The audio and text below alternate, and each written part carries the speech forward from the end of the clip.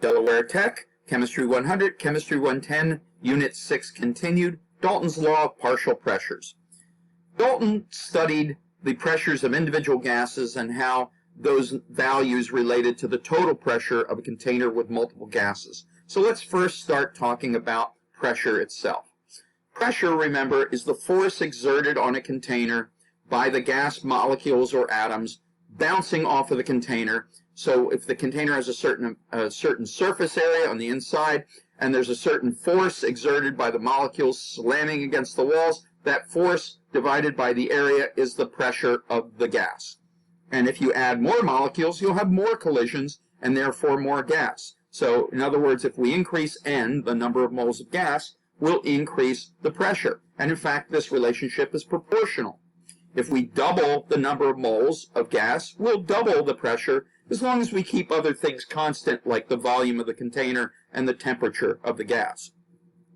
Fewer molecules will mean fewer collisions. Therefore, if N goes down, then P will go down. And remember, gases will naturally move from high pressure to low pressure areas. And why is that? Well, because there's more empty space in a low pressure area, so the molecules will randomly bounce around and eventually fill in that empty space. And this is one form of diffusion. Liquids and solids dissolved in liquids can also do diffusion, where the particles that are in high concentration can eventually move by random motion to the areas where there's low concentration until the concentration of whatever particle you're looking at is even throughout the entire container. So if we look at the pressure in a container, let's consider putting molecules of gas or atoms of gas into a container. And we have a container with a pressure gauge on it. And if we pump enough air into an empty container, we can get 1 atmosphere of pressure. This is the same pressure as the air around us. This is the pressure we feel on our bodies at all times. We just don't notice it because it's been there since the day we were born. Now, if we double the amount of air, we pump in more air into this container, and it's the same size because it's a solid container, and we're going to assume the temperature is constant. We have twice as many molecules, we'll have twice the pressure. Let's start with a container that has 4 atmospheres of pressure. So there's a lot of gas in this container. It's got 4 times the pressure of the air around it, our atmosphere around it. What happens if we open this container? Well, the air will come rushing out, and will it all go out? Well, no. Enough of it will go out so that the pressure on the inside of the container will exactly match the pressure outside the container, which on an average day is 1 atmosphere of pressure. Because molecules will naturally move from the high pressure area inside the tank, in this case, to outside the tank, in this case.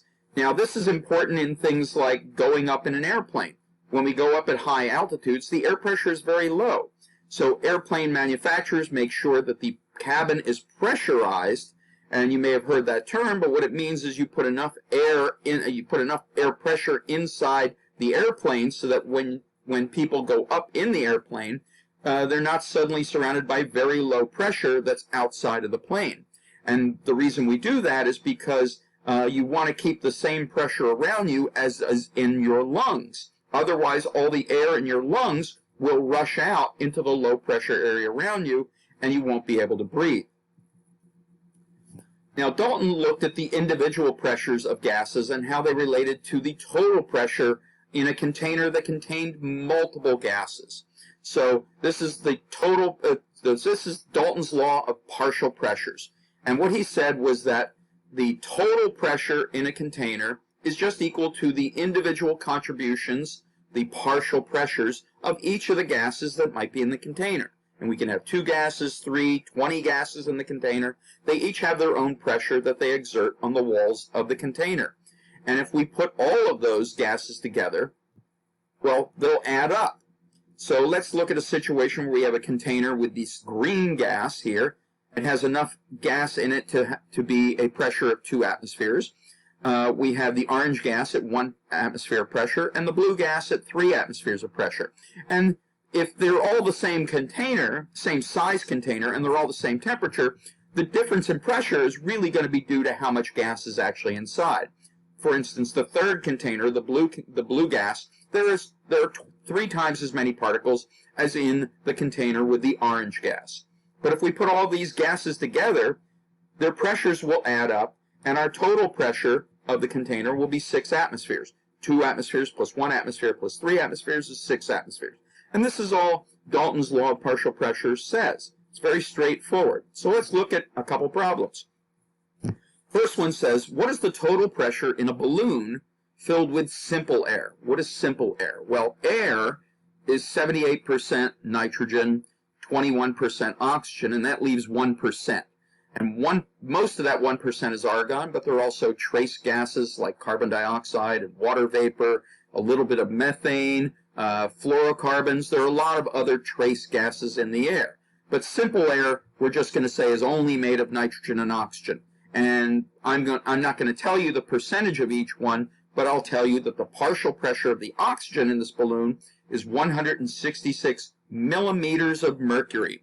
And the partial pressure of the nitrogen is 624 millimeters of mercury. Now, millimeters of mercury is a unit of pressure that you haven't seen yet. What is millimeters of mercury? Well, in 1643, a brilliant Italian scientist named Evangelista Torricelli did an experiment. He was interested in vacuums, he was interested in pressure of gases, and what he did was he took a long glass tube, and one end of the tube, the bottom end in this case, was sealed, and the top end was open, and he filled the whole thing with mercury right up to the top, and he put his thumb on top of it. And then he took this tube of mercury, and he had a bath that was filled with mercury, and he took the tube, inverted it so it's upside down with his thumb still on it, and gently placed it in the bath of mercury. And what happened was, the second he let go of his thumb, the mercury level dropped down. Well, the mercury level dropped down because mercury is extremely heavy. Mercury is about 13 times denser than water, so it's extremely heavy for the same amount of mercury as you would have water. And what happened was the weight would push it down. So the question is, why didn't all the mercury flow out? Well, it turns out all the mercury didn't flow out. A certain amount of mercury was kept up in the tube, and that is because the atmospheric pressure on the bath, the pressure that we feel every day sitting on our bodies, is also pressing down on the mercury in the bath. And it's pushing down enough that the mercury in the tube is held up. It's held up against the weight of all that mercury in the tube. And what he found was, on the average day, the height of the mercury in his tube was about 760 millimeters. 760 millimeters of mercury. And this became the first barometer. The first mercury barometer was invented by Torricelli. And so we have this unit, millimeters of mercury, and it was renamed in his honor. We still use the term millimeters of mercury, but it was also named after Torricelli in addition. And nobody wanted to call it Torricelli, so they just simply called it TORS, T-O-R-R. So 760 millimeters of mercury is exactly equal to 760 torr. And because this is what he found in the average day, this was defined as exactly 1 atmosphere of pressure, the average pressure outside of air sitting on top of everything.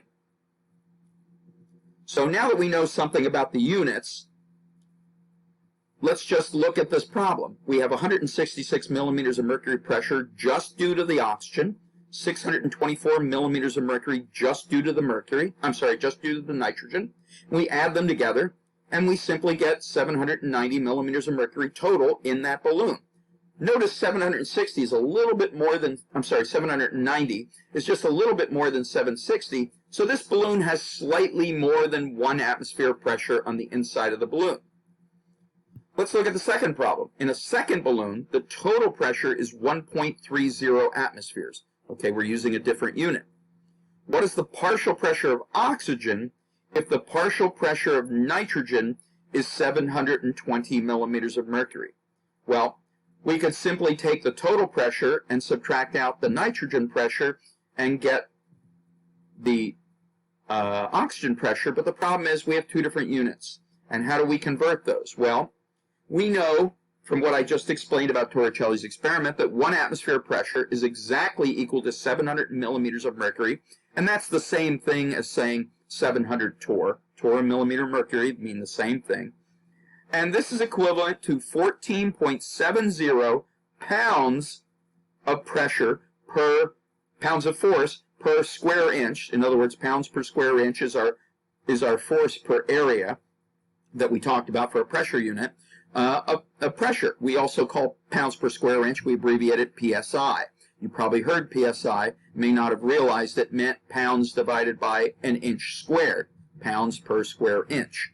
And what this means is that if you made a little square, if you drew a little box that's 1 inch by 1 inch in a square, and you put that square on top of your head anywhere, and the amount of air sitting on top of that square on your head is about 14.70 pounds of air for every square inch of your body that's facing up towards the atmosphere. And you can imagine you have a lot of surface area if you count the whole width of your body. So they're literally, they're quite literally, or maybe 100 or more pounds of air sitting on you, maybe even a couple hundred pounds of air sitting on you, depending on how wide you are to the air sitting on top. So we don't notice it again because we were born with this. Now the metric unit of pressure is the Pascal, and the Pascal is equivalent. The amount that's equivalent to 1 atmosphere is 101,325 pascals. So that is an exact correlation. 1 atmosphere is exactly 101,325 pascal. In fact, the atmosphere has been redefined to be exactly this many pascal. And because Pascal is such a small unit and you need so many to be 1 atmosphere, we frequently use kilopascals, kilo meaning 1,000 pascals. So we would say that 1 atmosphere is exactly equal to 101.325 kilopascals. And just to point out, the 14.70 pounds per square inch is the only one of these measures that is not exact. That's an estimate, I believe. All the others are exact relationships with infinite sig figs. So if we wanted to make a conversion factor with any 2 of these in this list, we just take one and divide it by the other. So if I take 1 atmosphere and divide it by 760 millimeters of mercury, or 760 millimeters of mercury divided by 1 atmosphere, I have conversion factors that allow me to convert between millimeters of mercury and atmosphere and vice versa. And you can do this with any 2 of these. I could have taken 14.70 psi and put it over top of 101.325 kilopascals. That would be a perfectly reasonable conversion factor. But we need to convert atmospheres to millimeters of mercury. In this problem, we have a choice of making both of them atmospheres or both of them millimeters of mercury. Let's make them both millimeters of mercury. So we'll start with the 1.30 atmospheres of total pressure, multiply it by the conversion factor that has atmospheres in the denominator. Remember, we want to cancel atmospheres and create millimeters of mercury. And when we multiply the appropriate numbers and units through, atmospheres cancel, and we're left with 988 millimeters of mercury as our total pressure. Well, if we know our total pressure, and we know the pressure of one of the 2 gases, the nitrogen is 720, it's a simple subtraction problem to get the pressure of the other gas, oxygen, at 268 millimeters of mercury. And we'll stop here.